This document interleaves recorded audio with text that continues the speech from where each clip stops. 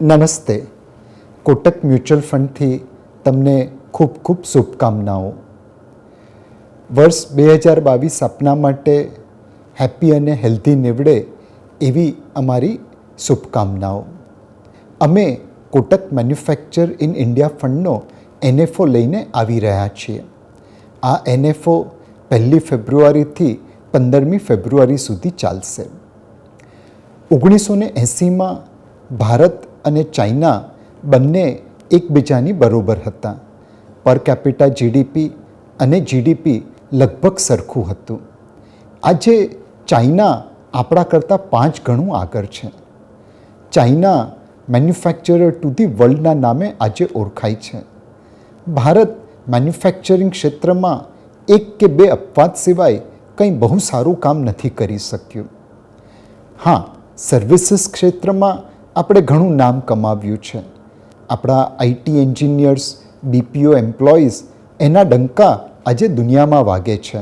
Saudi Arabia જેટલું oil import કરે છે એનાથી વધારે આપણે સોફ્ટવેર એક્સપોર્ટ્સ કરીશું.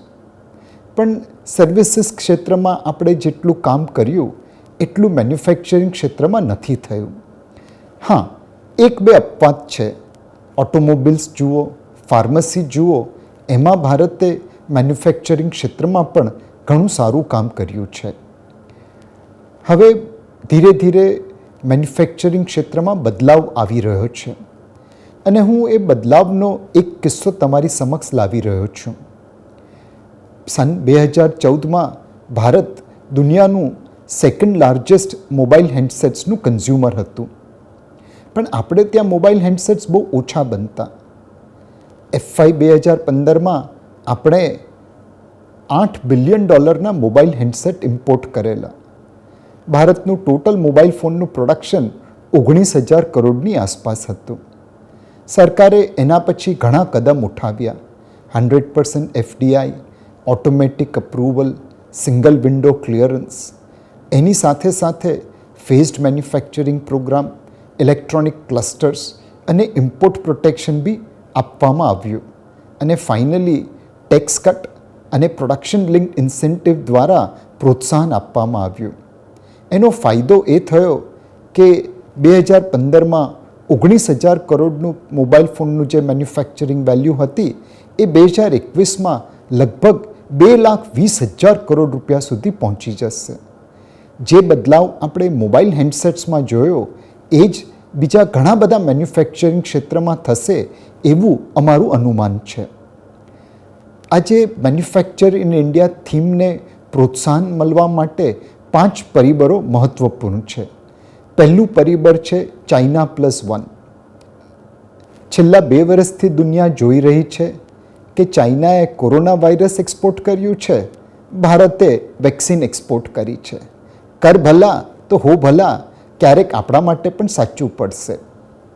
આજે જીઓપોલિટિકલ ઇમ્પેરેટિવ છે કે દુનિયાની મોટી મોટી કંપનીઝો એમનો મેન્યુફેક્ચરિંગ બેઝ, એમનો સોર્સિંગ બેઝ ચાઇનાથી બીજા દેશમાં લઈ જવા માટે તૈયાર છે.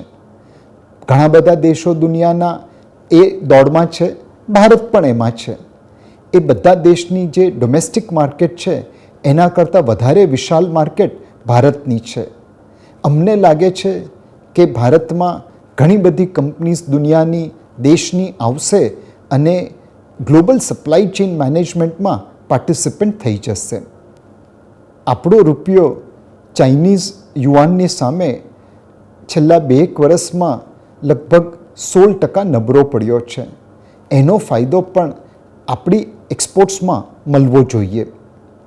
જે બીજું પરિબળ છે મેન્યુફેક્ચરિંગ ક્ષેત્રને બઢાવો આપવા માટેનું એ પ્રોડક્શન લિંક ઇન્સેન્ટિવ સ્કીમ છે.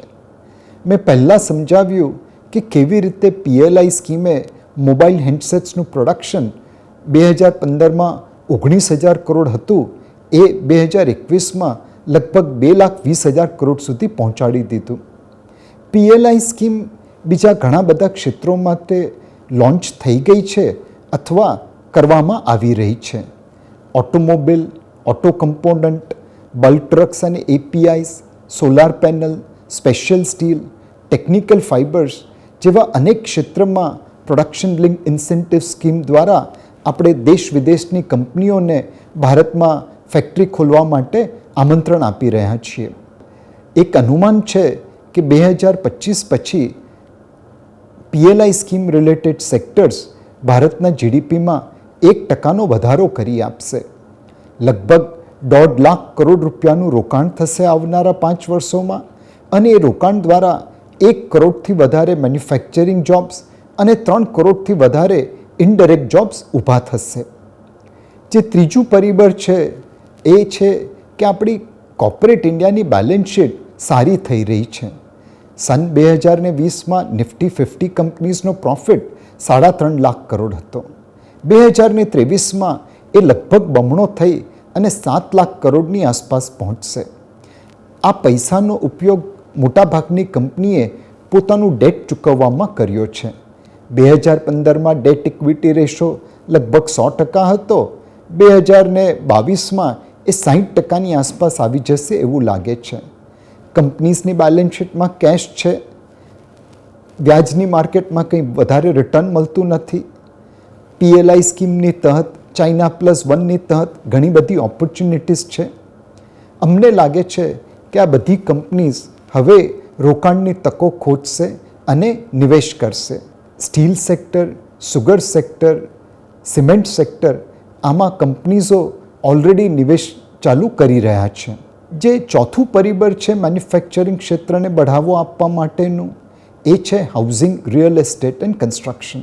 2012માં હાઉસિંગ ક્ષેત્ર લગભગ 13% ભારતની જીડીપીમાં કોન્ટ્રીબ્યુશન કરતું હતું. એ અનેક કારણોસર ગબડતું 2022માં લગભગ 7%ની આસપાસ પહોંચી ગયું. હવે લાગે છે કે હાઉસિંગ ક્ષેત્ર માટે બધા સિતારાઓ ભેગા થઈ રહ્યા છે. હાઉસિંગ લોન ઉપર વ્યાજના દરો 6.5%ની આસપાસ છે.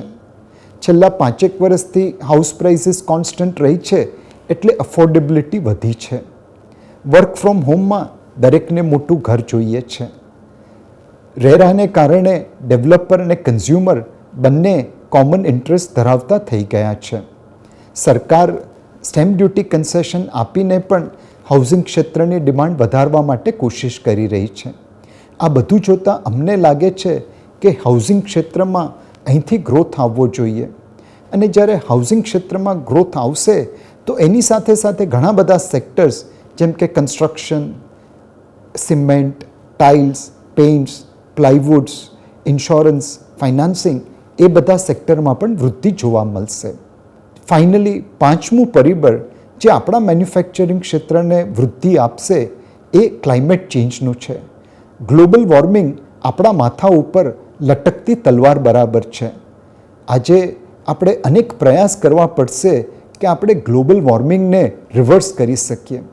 એના માટે electric mobility, solar panel, renewable energy, ethanol blending જેવી અનેક ઇન્ડસ્ટ્રી ઊભી થશે. આમાંની ઘણી ઇન્ડસ્ટ્રીમાં ભારત વર્લ્ડ ક્લાસ લીડર બની શકે એમ છે, અને એને કારણે પણ આપણા મેન્યુફેક્ચરિંગ ક્ષેત્રને વૃદ્ધિ મળશે. આપણે ભલે ચાઇનાની જેમ આજે મેન્યુફેક્ચરર ટુ ધી વર્લ્ડ નથી બન્યા, પણ જીઓપોલિટિકલ ઇમ્પેરેટિવને કારણે લોકો ચાઇનાથી ભારતમાં એમના સપ્લાય બેઝ શિફ્ટ કરે.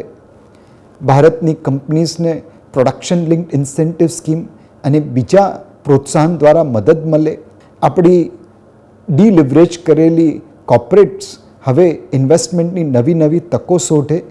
હાઉસિંગ, રિયલ એસ્ટેટ અને કન્સ્ટ્રક્શન સેક્ટરમાં ગ્રોથ આવે અને ક્લાઇમેટ ચેન્જને રિવર્સ કરવા માટેની ઇન્ડસ્ટ્રીમાં રોકાણ કરી ભારતનું મેન્યુફેક્ચરિંગ ક્ષેત્ર પાછલા 10-15 વર્ષ કરતાં આગલા 10-15 વર્ષમાં વધારે સારી રીતે ગ્રો કરશે એવું અમને લાગે છે. જેમ મેં પહેલાં કહ્યું એમ આ ગ્રોથને કેપ્ચર કરવા માટે અમે Kotak manufacture in India fund launch કરી રહ્યા છીએ. આ ફંડનું પરફોર્મન્સ મેઝર કરવા માટે નિફ્ટી ઇન્ડિયા મેન્યુફેક્ચરિંગ ઇન્ડેક્સ બનાવ્યો છે. એનું તમે પાસ્ટ પરફોર્મન્સ જુઓ તો છેલ્લા 10 વર્ષમાં લોંગ ટર્મ બેસિસ ઉપર એને ઘણી વખત નિફ્ટી 500ને આઉટપરફોર્મ કરી છે. પણ જો છેલ્લા 5 વર્ષમાં જોઈએ તો એણે નિફ્ટી 500ને અંડર પરફોર્મ કર્યું છે. આ અંડર પરફોર્મન્સને કારણે હવે મેન્યુફેક્ચરિંગ કંપનીઝનું વેલ્યુએશન રિઝનેબલ થયું છે અને એમાં ગ્રોથ વધારે સારો આવશે એવું અમને લાગે છે. આ અમારા હિસાબે યોગ્ય સમય છે manufacture in India fund launch કરવા માટે અને આપ સૌનો એમાં સહયોગ મળશે એવી અમારી અપેક્ષા છે. દરેક ઇન્વેસ્ટમેન્ટ ડિસિઝનની પાછળ જોખમ તો હોય જ છે. મેન્યુફેક્ચરિંગ ક્ષેત્ર માટે પણ જોખમ છે. સૌથી પહેલું જોખમ છે કે કોવિડને કારણે પાછું લોકડાઉન આવે તો મેન્યુફેક્ચરિંગ ક્ષેત્રમાં સૌથી વધારે ઇમ્પેક્ટ આવે. મેન્યુફેક્ચરિંગ તમે વર્ક ફ્રોમ હોમ કે ડિજિટલ ઉપર ઓછું કરી શકો છો. એના માટે ફિઝિકલ પ્રેઝન્સ જરૂરી છે અને લોકડાઉન હંમેશા મેન્યુફેક્ચરિંગ ક્ષેત્રને હિટ કરે છે. જો કોમોડિટી પ્રાઇસીસ ઉપર રહે, મોંઘવારીનો દર વધે તો વ્યાજના દરો વધી શકે અને જેમ જેમ વ્યાજના દરો વધે એમ રોકાણ કરવાની ઉપર એક લિમિટેશન આવી શકે એમ છે.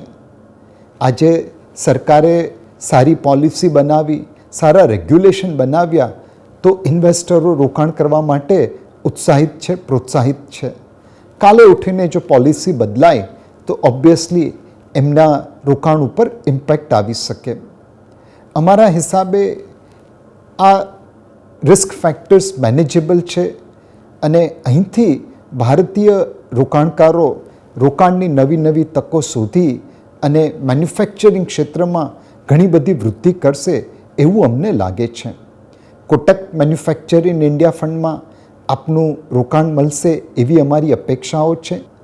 આ બાબતમાં જો તમને વધારે ઇન્ફોર્મેશન જોઈતી હોય તો અમારી વેબસાઇટ www.kotakmf.com વિઝિટ કરજો અને નહીં તો આપના મ્યુચ્યુઅલ ફંડ ડિસ્ટ્રીબ્યુટર કે રજિસ્ટર્ડ ઇન્વેસ્ટમેન્ટ એડવાઇઝરને કોન્ટેક્ટ કરજો. ધન્યવાદ. મ્યુચ્યુઅલ ફંડમાં રોકાણ બજાર જોખમોને આધીન છે. તમામ સ્કીમ સંબંધિત દસ્તાવેજો ધ્યાનપૂર્વક વાંચો.